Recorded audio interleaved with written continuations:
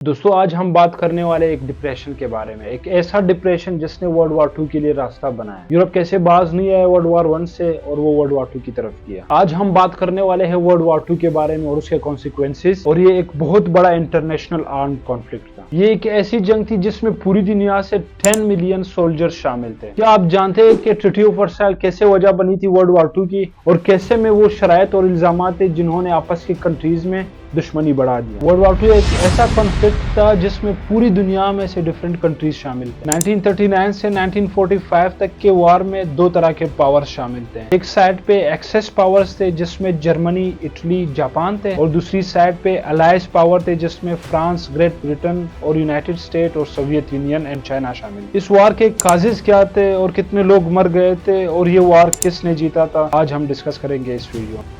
Never to go to war with one another again.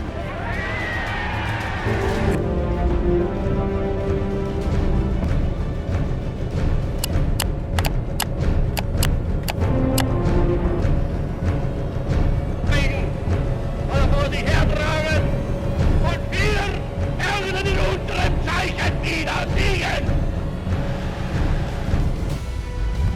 Video start होने से पहले मैं आप लोगों को बताता चलूं कि 1919 में वर्ल्ड वॉर एंड होने के बाद एक फेमस ट्रीटी साइन की थी, जिस ट्रीटी का नाम था ट्रीटी ऑफ वर्साइल। इस ट्रीटी के आर्टिकल 231 के अकॉर्डिंग ये बात कहा गया है कि वर्ल्ड वॉर 1 में जितने भी नुकसान हुए हैं उसका रिस्पॉन्सिबल जर्मनी होगा। इसको वॉर गिल्ट क्लॉज भी कहा जाता है, क्योंकि इसमें ये था कि बाकी के कंट्रीज ने जो भी किया लेकिन रिस्पॉन्सिबल सिर्फ जर्मनी होगा। फ्रांस और जर्मनी दोनों चाहते थे कि इस लॉज को फुलफिल करने के लिए जर्मनी एक बड़ा पेमेंट दे, और ट्रीटी ऑफ वर्साइल के अकॉर्डिंग जर्मनी को $30 बिलियन पे करने को कहा था एज अ फाइन। और इस ट्रीटी के अकॉर्डिंग जर्मनी को 30 बिलियन का फाइन पे करने को कहा था, जो कि लास्ट पेमेंट जर्मनी ने 2010 में की थी। दोस्तों इतनी बड़ी अमाउंट हो भी वर्ल्ड वॉर 1 हारने के बाद एक कंट्री के लिए बहुत मुश्किल था। जर्मनी में ऑलरेडी इकोनॉमिकल और पॉलिटिकल क्राइसिस थे, जिसके बाद हालात मजीद खराब हो गए थे। जर्मनी में अनएम्प्लॉयमेंट बढ़ गई थी और उस टाइम में एक फेमस सेलिब्रिटी की एंट्री होती है जिसका नाम है हिटलर।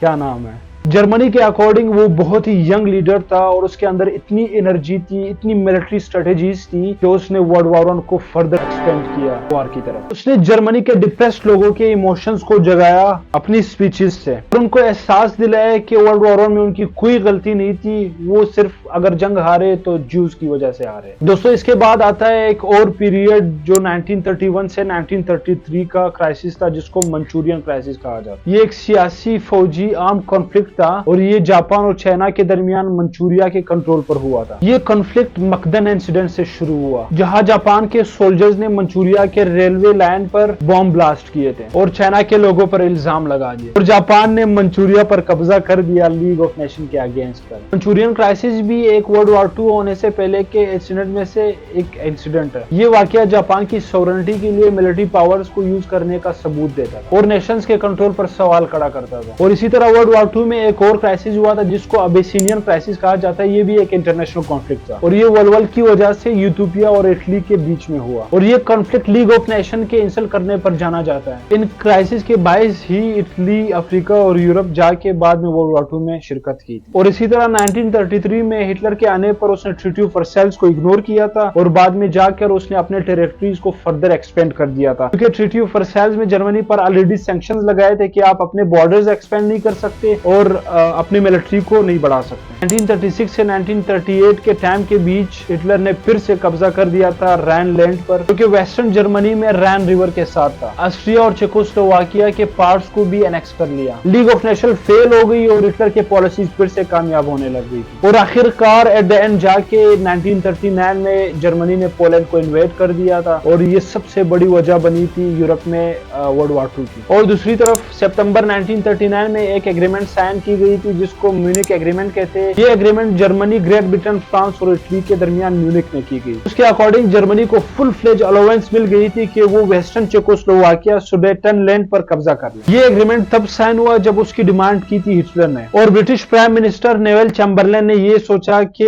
हिटलर जो मांग रहे उसको दे देते हैं ताकि कोई वॉर ना हो, पीस मेंटेन रहे, क्योंकि वो वॉर के अगेंस्ट है। और इस एग्रीमेंट से हिटलर को लगा कि वेस्टर्न पावर्स वीक है और डर के मारे उन्होंने वो दे दिया जो हिटलर को को चाहिए था, क्योंकि हिटलर ने प्रॉमिस किया था कि वो कोई वॉर नहीं करेगा, वॉर की तरफ नहीं जाएगा, वो पीस मेंटेन करेगा। प्रॉमिस के बावजूद भी हिटलर ने चेकोस्लोवाकिया के पूरे एरिया को कब्जा कर लिया। ब्रिटेन और फ्रांस ने हिटलर को वार्निंग दी थी कि हिटलर अगर किसी दूसरे कंट्री पर कब्जा करेगा तो वो वॉर डिक्लेयर करेगा। 23 अगस्त 1939 को नाजी जर्मनी और सोवियत यूनियन के दरमियान एक ट्रीटी साइन हुई। हिटलर को डर था कि वो पोलैंड पर कब्जा करना चाह रहा था, लेकिन यूएसएसआर से उसको डर था कि वो उसमें रुकावट ना बने। उसने अपने सबसे बड़े दुश्मन स्टालिन के साथ एग्रीमेंट कर ली। स्टालिन ने और हिटलर ने पोलैंड को अपने बीच डिवाइड कर दिया। इसी तरह सितंबर 1939 में हिटलर ने बाकी एरियाज की तरह पोलैंड को भी इन्वेट कर लिया।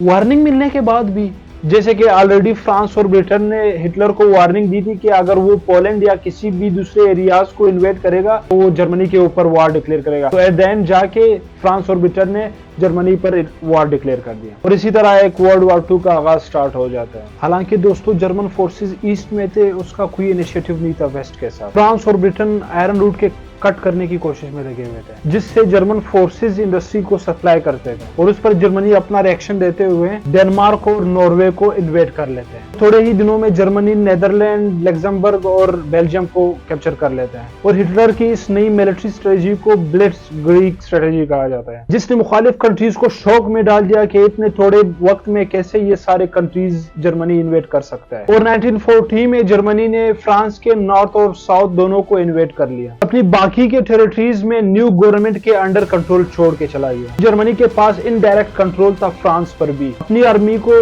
बगैर वहां भेजे फ्रेंच कॉलोनीज और बेल्जियम कोंगो ने फिर भी अलायंस के साथ स्टे की और उधर अफ्रीका में इटालियन कॉलोनीज और अलायंस फोर्सेस की जंग चल रही थी और यूरोप में ब्रिटिश कंट्रीज की कंटिन्यूअसली बॉम्बिंग से जर्मनी वहां पे टेक ओवर नहीं कर सका। तो दोस्तों यहाँ पे अब हिटलर ने अपना प्लान चेंज कर दिया। अब वो रुका नहीं और यूएसएसआर पर कब्जा करना चाह रहा था, लेकिन बाद में जब देखा गया तो ये प्लान इटली की वजह से डिले हो गया और ग्रीस का इन्वेजन फेल हो गया। हंगरी, रोमानिया और बल्गेरिया ने एक्सेस पावर के साथ निगोशिएशंस के बाद जर्मन सोल्जर्स अब रुख करता है साउथ का और ग्रीक और यूगोस्लाविया को इन्वेट करने के लिए। तो यहाँ पर 1941 में पूरे यूरोप के अंदर प्रोटेस्ट करने लग गए थे, लोग स्ट्राइक्स करने लग गए थे कि ये पूरे यूरोप में क्या होने लग गए। कुछ लोगों ने यहाँ पर अपना सपोर्ट के लिए न्यूज़पेपर पर अपने पॉइंट ऑफ व्यू शेयर किए और यहाँ पर ईस्ट यूरोप में गोरेला फोर्सेस एक्सेस पावर को वीक कर रहे थे। यूगोस्लाविया और ग्रीस में कम्युनिस्ट और रॉयल ग्रुप्स के दरमियान आपस में लड़ाई चल रही थी। ये नहीं दोस्तों, लेकिन हिटलर को बार बार असैसिनेशन की ट्राइयां भी की थी, लेकिन ये अटेम्प्ट्स बार बार फेल होती रही हैं। 22 जून 1941 को एक्सेस पावर ने सबसे बड़ा हिस्ट्री में एक मिलिट्री ऑपरेशन स्टार्ट की यूएसएसआर पर अटैक करके। बहुत बड़ा ग्रुप जर्मन का ईस्ट की तरफ बढ़ गया। सोवियत को सपोर्ट करने के लिए अलाइड पावर्स ने ईरान को भी ऑक्युपाई किया और काकासस के थ्रू सप्लाई रूट को ओपन कर दिया। जर्मन आर्मी लेनिनग्रेड पहुंच गई और 872 डेज के लिए उस एरिया को ऑक्युपाई किया। इससे मोर देन 1 मिलियन लोगों की डेथ हो गई। फर्दर साउथ की तरफ जाने लगे तो मॉस्को की गेट पर ही रुक गई। वहां पर उनको डेडली विंटर का सामना पड़ा, जिसे कहा जाता है कि सख्त शदीद सर्दी थी उस टाइम। फ्रंट लाइन के पीछे स्लाविक और जेविश लोग जहाँ पे थे। अब एशिया में जापान ऑक्युपाई कर लेते फ्रेंच इंडो चाइना अपनी एक्सपेंशनिस्ट पॉलिसी को काउंटर करने के लिए, जिसको ऑयल एम्बार्गो भी कहा जाता है। ये एक बहुत बड़ी सैंक्शंस थी पूरी हिस्ट्री में जो यूएस ने जापान पर लगाई थी। इसके रिस्पॉन्स में जापानीज एक सरप्राइज अटैक कर देता है यूएस की एक नेवी फोर्सेस पर। एक पर्ल हार्बर पर एक अटैक करता है। बॉम्ब ब्लास्ट से यूएस का नेवी का काफी एरिया तबाह हो जाता है। यूनाइटेड स्टेट्स फिर वॉर में आके अलाइड फोर्सेस का साथ दे देता है। साथ में वो अपने फोर्सेस का फोकस पैसिफिक फ्रंट पर रखता है। 1942 में यूएस आता है, यूएसएसआर को फुल सपोर्ट देता है जर्मनी को डिफीट करने के लिए। और दूसरी तरफ जापान अपने कंट्रीज का जो बाउंड्रीज थे उसको एक्सपेंड करना चाह रहा था डिफरेंट कंट्रीज को इन्वेट करके। और जापान ने 10 मिलियन चाइनीज सिविलियंस को लेबर कैंप्स में रखा था और इंडोनेशिया में जावा हाईलैंड्स के ऊपर भी लोग ऐसे हालात से गुजर रहे थे। दूसरी तरफ बर्मा और थाईलैंड में जो अलाइड फोर्सेस के प्रिजनर्स थे उससे भी रेलवेज का कंस्ट्रक्शन करवा रहे थे और वो वहां पर सफर कर रहे थे। और 1000 की तादाद में वुमेन्स को एज अ प्रोस्टिट्यूट यूज किया गया जापान फोर्सेस के लिए। दूसरी तरफ कैंप्स लगाए गए जूस के लिए और होमोसेक्सुअल्स के लिए यूरोप में। टर्निंग पॉइंट यहाँ पे आता है दोस्तों जब हिटलर ने अटलांटिक वॉल बनाई, एक ऐसी वॉल जिसे मिलिट्री मिलिट्री के द्वारा प्रोटेक्ट किया ताकि मजीद इन्वेजन ना हो। और अलायंस पहले मोरक्को है, फिर अल्जीरिया। इटालियन और लीबिया ने फील किया कि वो दो फ्रेंड्स के बीच में अपनी टेरिटरीज का कंट्रोल उनके पास खत्म होता जा रहा था और विची फ्रांस पर कब्जा कर लिया था। वहां एक्सेस फोर्सेस काकासस का रूट्स कट करने की कोशिश में लगे हुए थे। लेकिन पहली बार यहाँ पर जर्मन फोर्सेस को दचका लगता है। यहाँ पर सोवियत यूनियन एक्शन में आकर काउंटर अटैक करता है जर्मनी के ऊपर। यहाँ 1943 में पूरा अफ्रीका अलायंस पावर्स के अंडर आता है। 6 जून 1944 को अलायंस नॉर्मंडे आ जाते हैं। उनकी आर्मी ओवरटेक करके पेरिस को आजाद कर लेता है। वेस्ट में भी इसकी तरह कंट्रीज लिबरेट कर देते हैं। यहाँ पर 1945 में उनको अपनी जीत नजर आ रही थी और यहाँ पर वो यूनाइटेड नेशन के फॉर्मेशंस को अनाउंस कर देते हैं। ये भी कहा कि जिन्होंने जर्मनी और जापान पर वॉर डिक्लेयर की वो यूएन की फाउंडेशन कॉन्फ्रेंस का हिस्सा बने। और 30 अप्रैल 1945 में हिटलर ने अपने आप को बंकर में बंद करके सुसाइड कर लिया। सोवियत के अराइवल से पहले ही 8 डेज बाद ही कंट्री सरेंडर कर देता है। सोवियत ने मंचूरिया के थ्रू मिलिट्री इन्वेजन किया। यूनाइटेड स्टेट्स ने 2 बम फेंके थे जापान के ऊपर, एक हिरोशिमा पर और एक नागासाकी पर। 15 अगस्त 1945 को जापान भी सरेंडर कर देता है वर्ल्ड वॉर 2 एंड करके। ये 6 साल जंग के बाद 60 मिलियन लोगों की डेथ हो गई थी। काफी शहर तबाह हो गए थे और काफी नुकसान हो गया था पूरे यूरोप में। यूरोप ने जर्मनी के फोर्सेस को एज ए लेबर रखा, जिनमें से बहुत सारे लोग मर गए थे और बाद में आके यूएस और यूएसएसआर ग्लोबल पावर बन जाते हैं और दुनिया यूनिपोलर हो जाती है। ये थी दोस्तों वर्ल्ड वॉर 2 की हिस्ट्री और इसके कॉन्सिक्वेंसेस। तो आप लोगों को अभी तक पता नहीं कि वर्ल्ड वॉर 1 में क्या हुआ था तो लिंक डिस्क्रिप्शन में डाला हुआ है, जाके वो वीडियो भी देख लो। अपने रिव्यूज कमेंट में जरूर शेयर कर दीजिएगा। Thank you so much. अल्लाह हाफिज़।